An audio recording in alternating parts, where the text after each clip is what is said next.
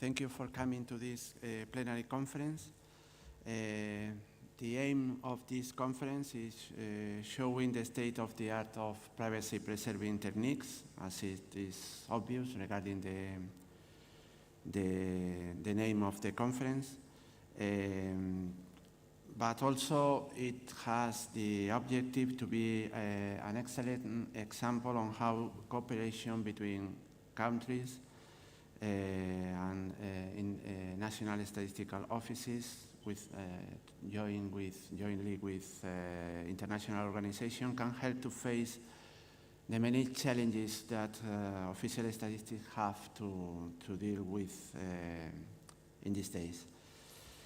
I have the pleasure and the honor to present you to Dennis Ramondt, who is member of the Statistics Netherlands, that is reference National Statistical Institute for all of us that we work in official statistics. And he coordinates the project on privacy preservation techniques. It's a project from the high-level group on the modernization of official statistics of UNICI. UNICI is the Economic Commission for the United Nations for Europe. And Dennis, thank you very much for coming here. The floor is yours.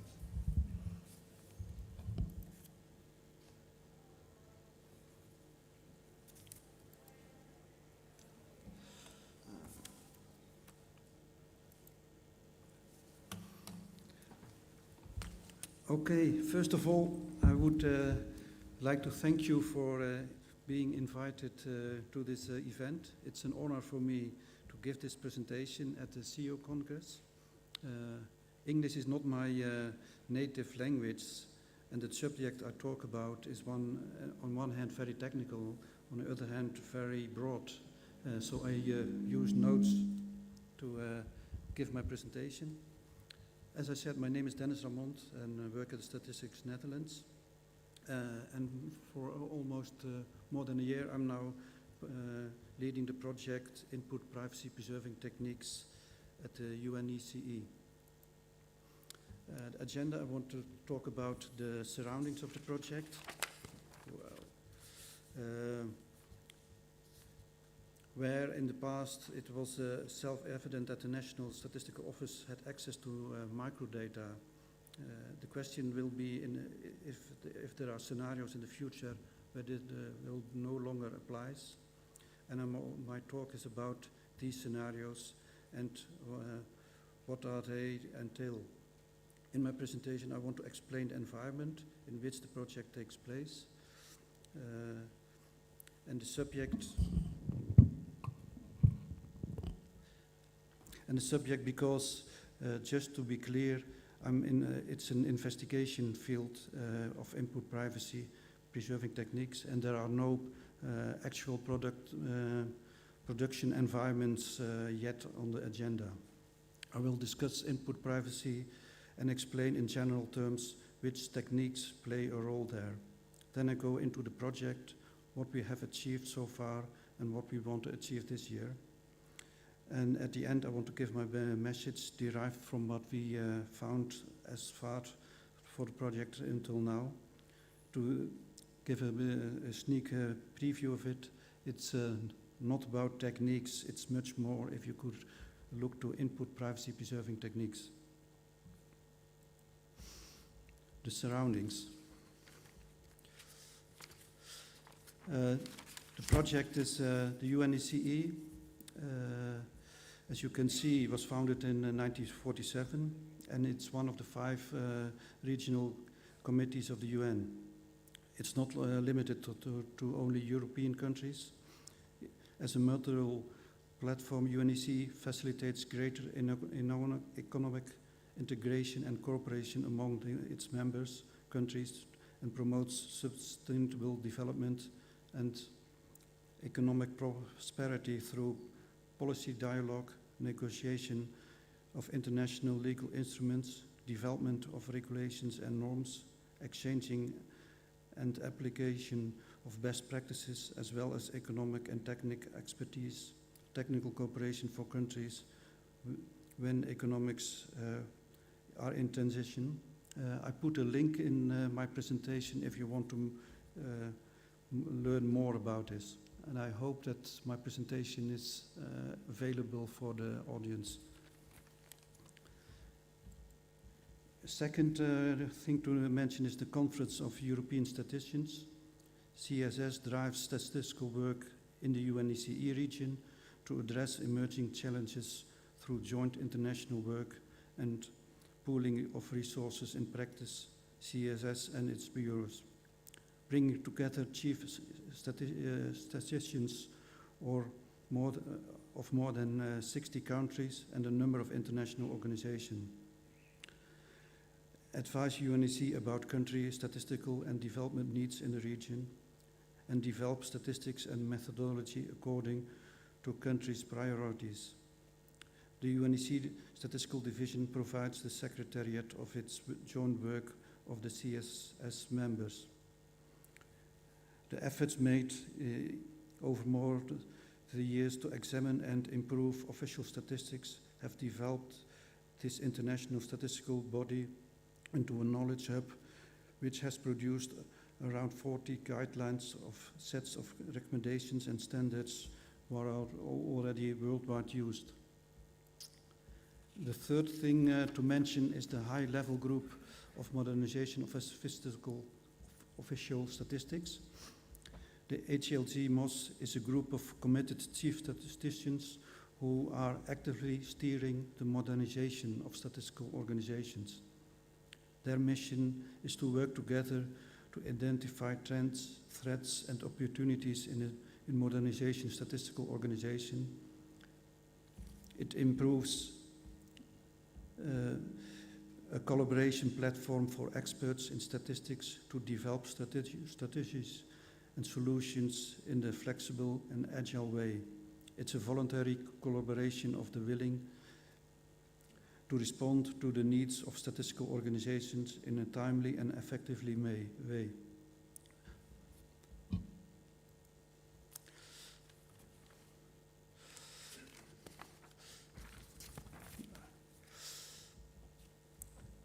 The HLG-MOS supports a number of mechanisms to progress multilateral collaboration that contributes to achievement of its vision. They include strategical issues. On a static issue, collaboration between chief statisticians is most beneficial. When with inspiration sessions, they select topics to exchange in a small and informal high-level settings. They exchange lessons learned, successes and failures, the goal of reflection and inspiration. Second, there is the Blue Sky Thinkings group. They provide an environment where they scan topics. They examine the topics and they have 4 questions. What is the topic? What is the value for official statistics? What is already being done? What are the opportunities for further collaboration? In fact, this Blue Sky Thinking group is a group who is looking for what are the new projects for the future. Then each year there will be 1 to 2 topics chosen where there will be an HDLG-MOS sponsored project. And the project I'm talking about, Input Privacy Preserving Techniques, is such a project. The 4th thing they do is they have modernization groups. These groups consist of experts focused on a particular area of interest. The time spent by these experts are in-kind contributions from statistical organizations.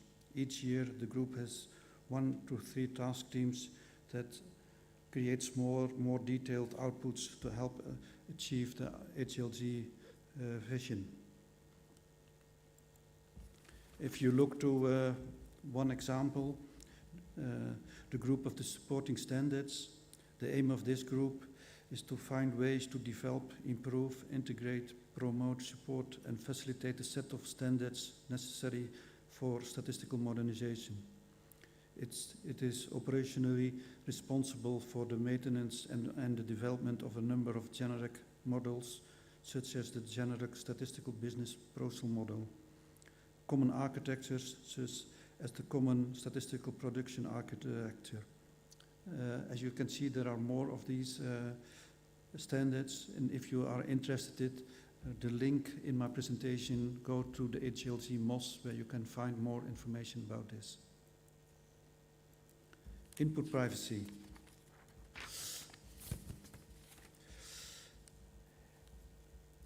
In statistical organization, we see a continuous struggle between protecting privacy and producing statistics. Privacy-preserving techniques is not the ultimate solution when creating statistics. Ensuring the security of data and protection the privacy of citizens continues to exist. We cannot simply draw conclusions about the population through statistical analysis. A sample of this population is known as statistical inference by the use of privacy-preserving techniques. However, it does contribute to limiting the risk and to give an exact explanation of what is being done so that it is possible to produce statistics in certain areas. So it's not the holy grail, but it will help new opportunities to be in practice. If you look to input and output privacy, input privacy means that the computing party cannot access or derive any input value provided by the input value parties, not access intermediate values of statistical results during the processing of the data, unless the values has been specified, selected for disclosure. Note that even if the computing party does not have direct access to the values, it may be able to derive them by using techniques such as side channel attacks. Thus, input privacy requires protection against three of all mechanisms that would allow derivation of inputs by the computing party. Input privacy is highly desirable as it significantly reduces the number of stakeholders which has full access to the input database. That, in turn, reduces liability and simplifies compliance with the data protection regulations. The notation of the input privacy is particularly relevant in settings where there are mutually distrustful parties are involved in the computation of the private data, but where any party learning more than their prescripted output is considered in privacy breach. Output privacy addresses the problem of measuring and controlling the amount of leakings presented in the results of the computation, regardless of whenever the computation itself provides input privacy. For example, a scenario where there is distributed database is provided by multiple parties, it's analyzed to produce a statistical model of the data. Output privacy has to do with the problem how much information about the original data can be recovered from the published statistical data model, but not how much information leaked by the message exchanged between the parties during the computation of the model, as a latter of related to the input privacy. Output privacy is highly thought after in a data publication, when NSO would like to make a database available to the general public without revealing any relevant input used the published data. If you look to input privacy approaches, as you can see, input privacy focus on how to ensure privacy of inputs of one or more parties entering a joint function. We distinguish the three approaches. A third party can be chosen for the guarantees privacy. The NSO is regularly this party. From the point of view of the project, we look to precisely at use cases where this is no longer the case. Second possibility is a safe enclave. This can be arranged both hardware-wise or software-wise. The third approach is encryption. These approaches can be combined, so you can have an encryption in a secure enclave or with a third trusted party. Output privacy approaches. When it comes to output, we have two approaches, aggregation and sensitively analysis. This is classic controls for data release and widely used by National Statistical Organization. Disruptions, for example, differential privacy are new. The project focused on improved privacy, but encountered the phenomenon of differential privacy that may be necessary to shield information from the parties performing the calculations. So, differential privacy is a form of perturbation. If you look to the techniques, there are a number of techniques. It's known that data vulnerable throughout its life cycle, in rest, in transit, and during computation or processing. While the secure mechanism for data protection while at rest and in transit are well studied, privacy-preserving technologies have emerged in recent years to provide data protection when enabling data processing, such as in a statistical analysis. Privacy-preserving technologies covers a broad range of approaches that promise to provide protection while the data is in processing. The first one, differential privacy and the disclosure control mechanism, when prevent peeking at input through this clever manipulation of aggregate statistics.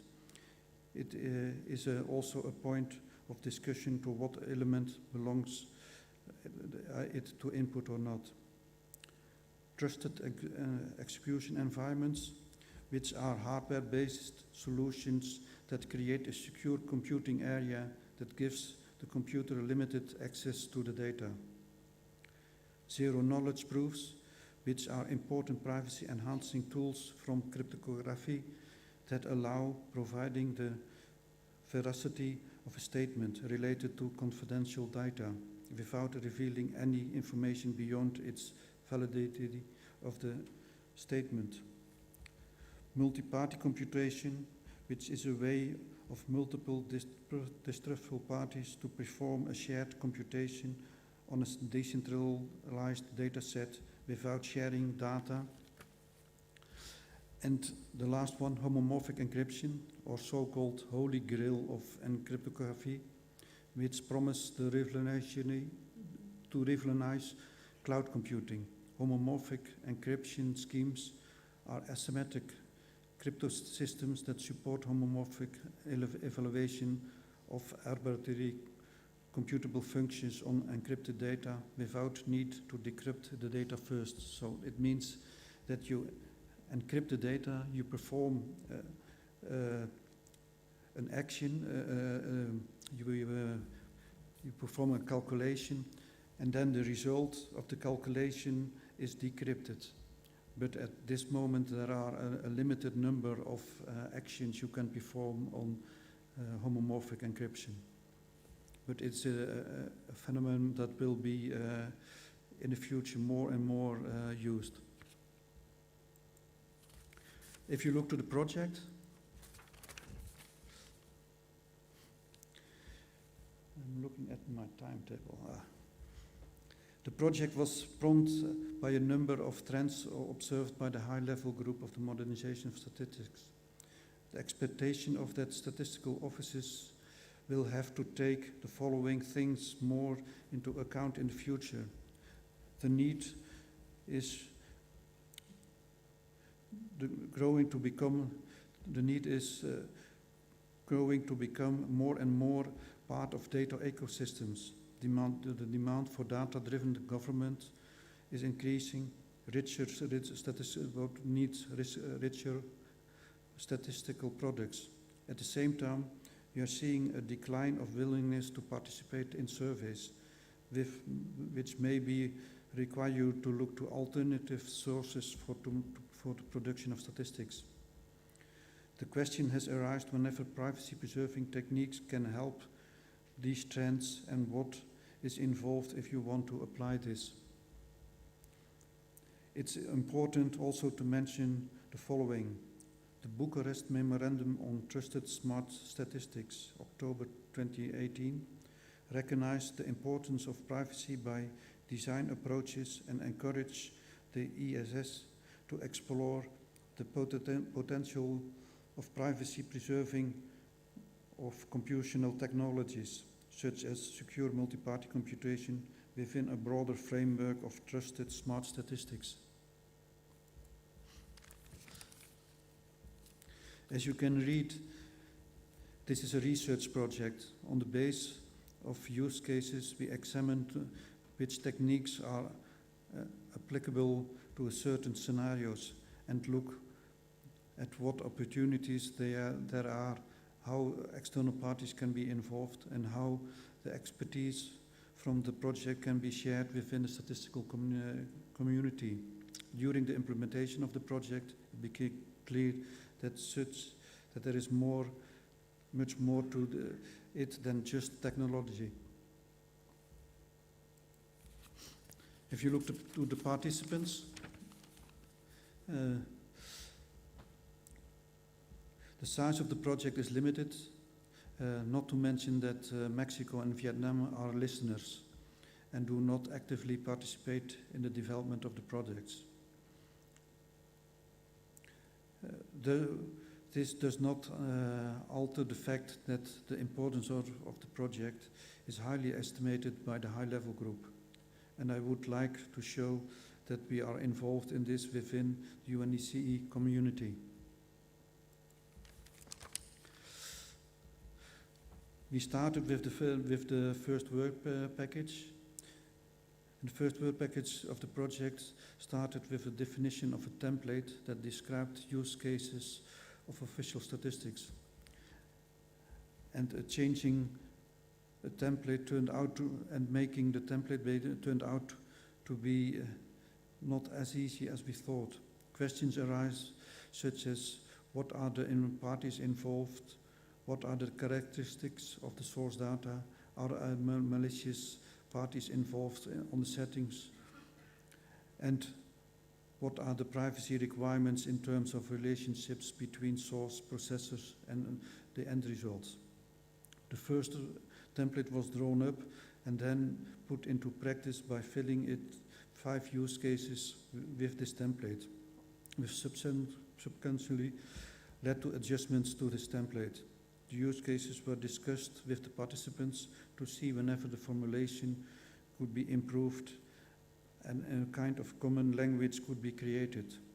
The next step was a generalization run in which it was examined whenever the use cases could be formulated in such a way that it could be used by more organizations. The beauty of the template is that it's now widely used within the UN by another UN group who was writing the UN handbook on privacy-preserving techniques. If you look to the first set of use cases, they are all, in fact, case studies or sample project not lead to a production system.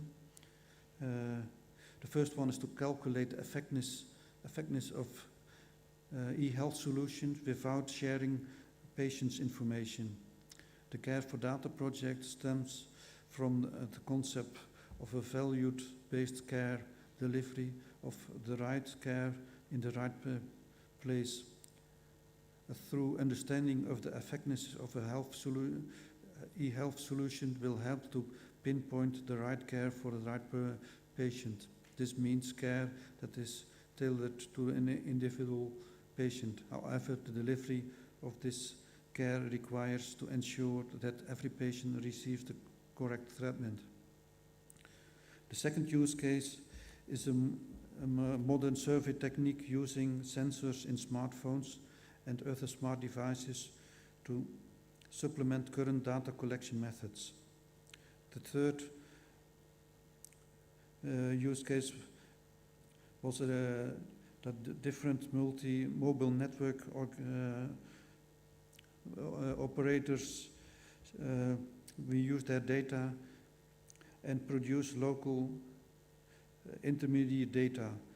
One of the most compiling ones also from MNO in the field of tourism statistics and the specify inbound tourism by using the mobile network operators information. You can identify if there are tourists in your country. The fourth use case, where there are two parties. They have their own databases with a common key, which can be exploited to perform an exact private set intersection. The parties wish to enrich their information assets by learning the results of a statistical analyst applied to the intersection of their databases. And the fifth use case, we use a leveled, fully homomorphic encryption schemes to train a supervised machine learning algorithm, in particular a neural network, to classify product descriptions in scanner data while preserving its privacy. The idea is to bring less and less administrative data into the NSO and be able to produce an official statistical product. From all those use cases, we have used a template to describe the use cases, and we had a generalization step that the use cases could be used in a broader way. The next step in the project was the elaboration of use cases. In fact, we investigated two scenarios: private set intersection and private machine learning. Those both were discussed by the group and found out that these were the best scenarios to investigate more in depth.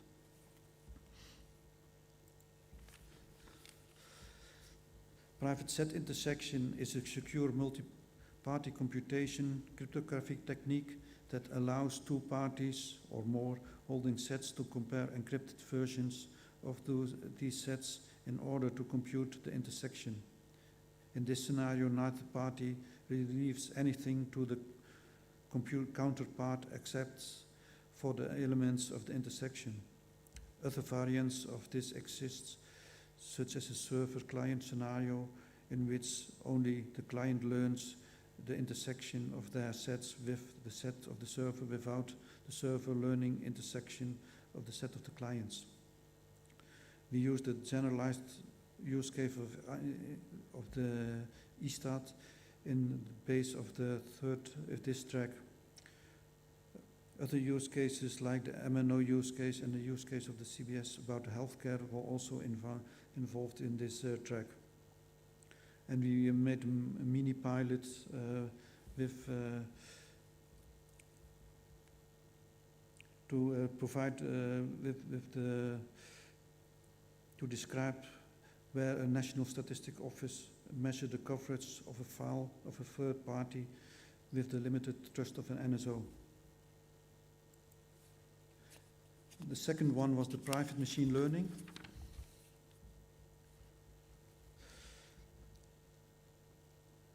Extend the scope to more complex model and other distributed data to members of the HLGMOS. Incorporate secure multi-party computation for secure aggregation of weights during the training, as well as the inference, integrate, and to collaborate with the open mind community, who also has a solution for this. If you look, we had a very complex model, and if you look to how we what we at the end tried, as you can see, there are 4 NSOs who have data, and we have a central encrypted surrounding. The data stays at the NSO, and from set up the we used open data, so we don't have to at this moment we don't have all the necessary security enhanced. And the experiment was involved with a number of NSOs. The setting up of the infrastructure was not an easy job, because it involves public data. It will be possible in special, less secure environments. It does give an idea of what you can end up when you get started with those techniques. The beauty of this technique is that the data stays at the NSO, or at the source, and only the weights are shared with the central authority. And all the weights are sent from the central authority to the NSOs, and there is a decentral training of the model, and the results are sent back. And if the results are not good enough, then a new round of calculation will be taken place. And this is all in an experimental phase. If you look to where we stand now at the project, due to Corona, the progress of the project was limited, and because there was clarify more to investigate, the project was extended by 1 year by the high-level group. The aim was further to elaborate on the use case and organize a public consultation round to find out what are the requirements if you want to apply these types of techniques in a production setting. The second wish was to set up a community of embracers of these techniques and take steps further. Organize a public consultation. The idea of a public consultation round had already emerged in 2021. What we see that there are two opposing tendencies. On one hand, there is a growing need to produce more and more detailed statistics, also in an environment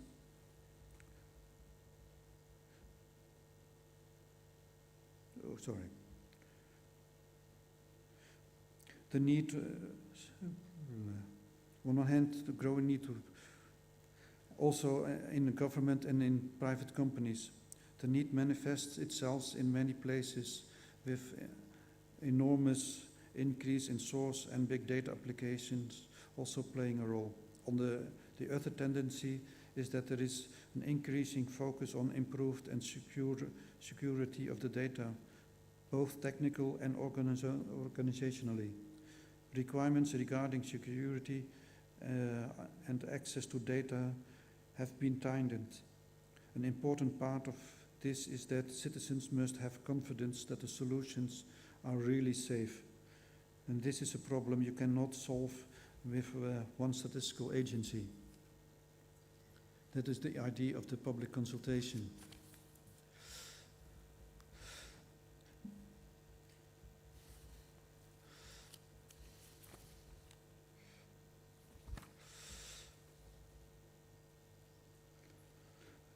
The idea is that we put a public consultation to get the information from, to set up a set of requirements, so in the future we can have a kind of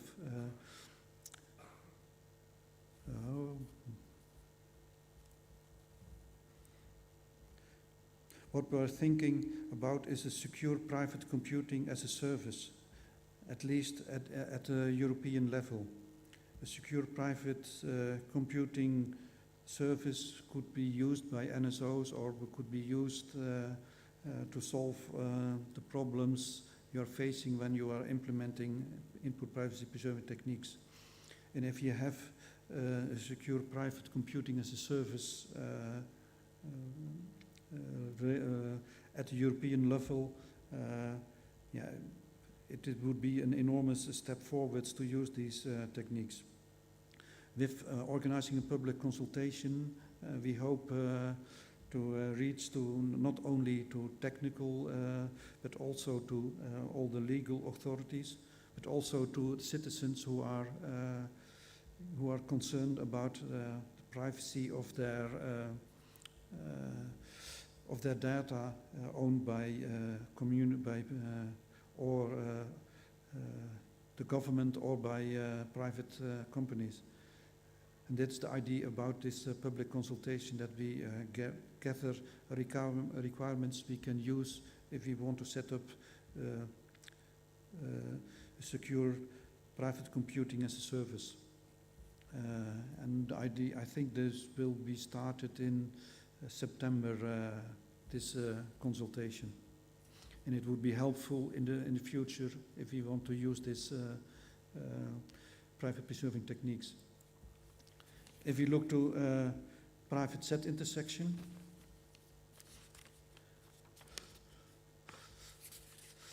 we have an interesting use case. In this case, the use of trade agreements by traders is a typical only observed statistical agency for imports, while information of the use of agreements for export is more difficult to determine. By matching the import information with the export information of a foreign statistical agency, it might be possible to determine the trading relationships between domestic and foreign firms. This would allow statistics that could be used to better understanding the effect of large trade agreements, such as the Comprehensive Economic and Trade Agreement between the EU and Canada. This is an example where an NSO doesn't have the information of the importers from the other NSO. We are not allowed to exchange information on an individual base, but with using private set intersection, it would be this would be a case that in future it will be in a productional environment. That's why we investigate this use case. Also because it has a lot of more things. If you go to the level of transactions, you go in depth. And what we see is that we have discussion with the legal experts within the organization. And we are also thinking what are the methodology aspects if you go this way. And this is at this moment fully in examination what is needed for this. We have described the use case, and at this moment we are setting up an environment, planning to do experiments with synthetic data to see if it's possible to make this kind of statistics. The other one is private machine learning, where we go in depth. As an NSI want to offer a pad-based remote access analysis server like a predictive model trained on its own internal data. The service could be used by other subjects, public, private, or other NSIs that needs to use an analytics service access NSI data with private requirements and possibility also making of use of confidential data of the subjects itself. In the use case is a university must plan study courses for the next year and must estimate the residence time, number of years in which students will attend university courses of its new students in order to access the number of teachers and classrooms required.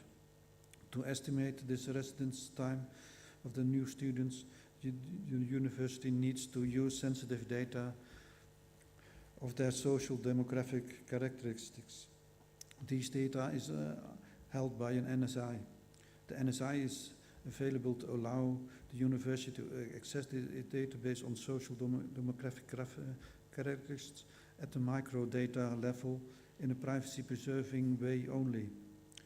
The university also has a privacy requirement in relation to its students, so there is no chance that an NSI will perform a computation on its own and just send the results to the university.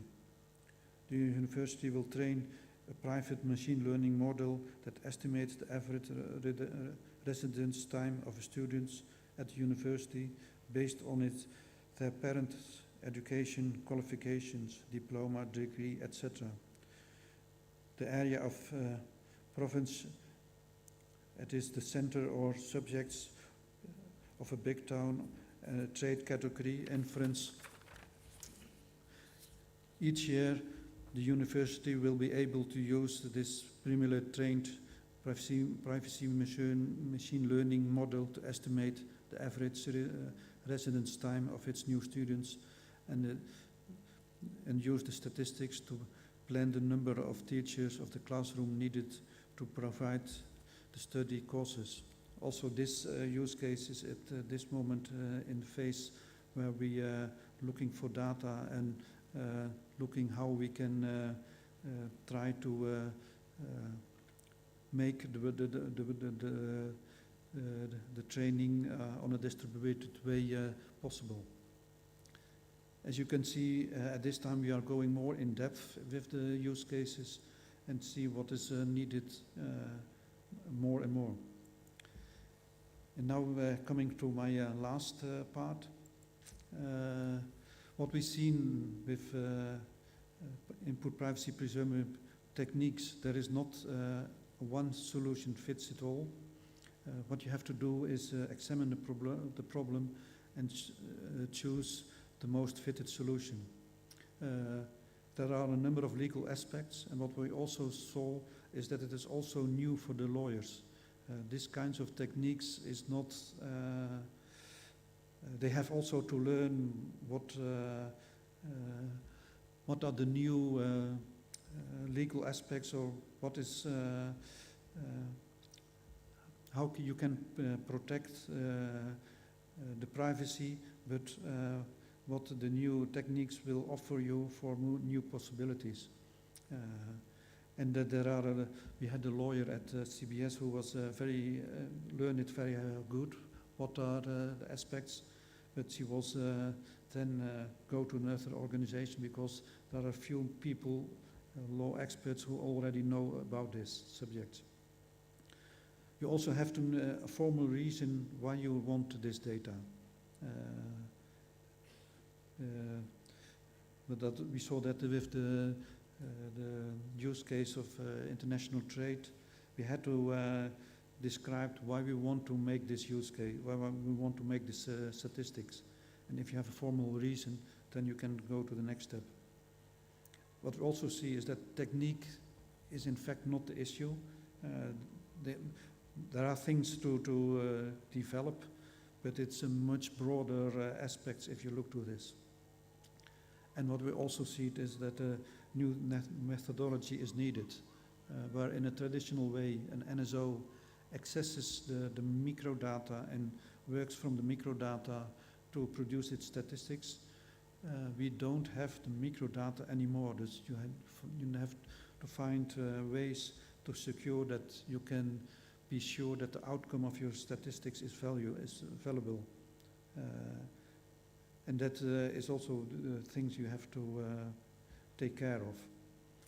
And to be honest, infrastructure can be a problem. The data is secured in at the organization, but with these techniques you allow, for instance, a server provider to go to that structure to get the data. So what we saw that we had many problems to get it working in practice.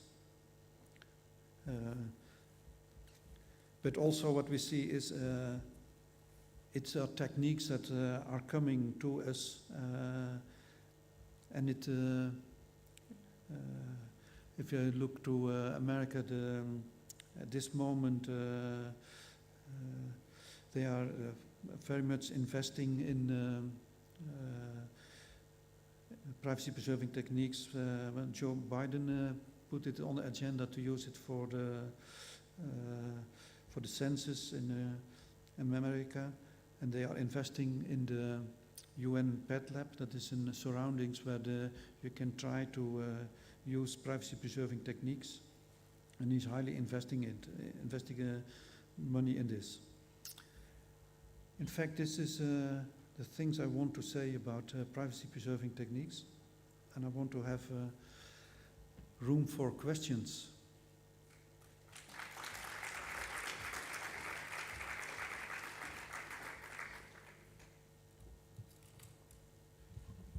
Thank you very much, Dennis. I think we have a few minutes for one or two short questions. So if you want to raise one of them.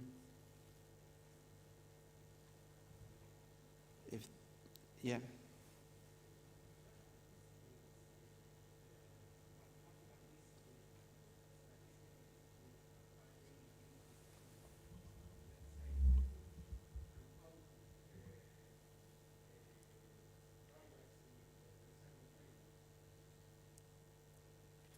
I couldn't hear your question very.